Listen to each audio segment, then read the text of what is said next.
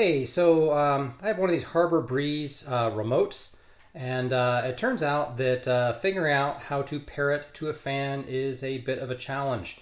The internet insists that there are either dip switches somewhere under that battery door or a learn button under that battery door, and that is not true. And I went looking high, all over the place, and I saw people complaining about it, but there was really no answers to the problem.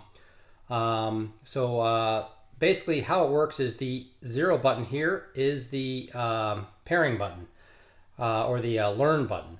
So if you look under the door here, there's no learn button under here. There's no dip switches. There's nothing.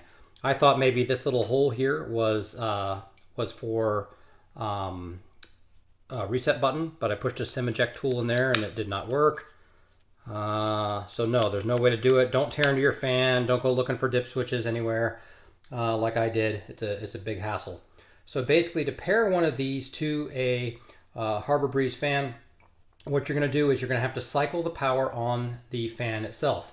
So if it's switched on the wall, you turn off the power and turn it back on. If it's not switched on the wall, you'll have to go to the breaker, cycle the power, and turn it back on.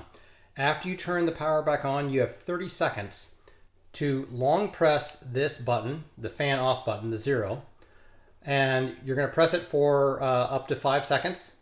And then what will happen is if your fan has a light on it, it will flash a couple times. If it doesn't have a light, it obviously won't flash. So just keep that pressed for 5 seconds. And after that, it's paired. And then you can, use the controls as normal.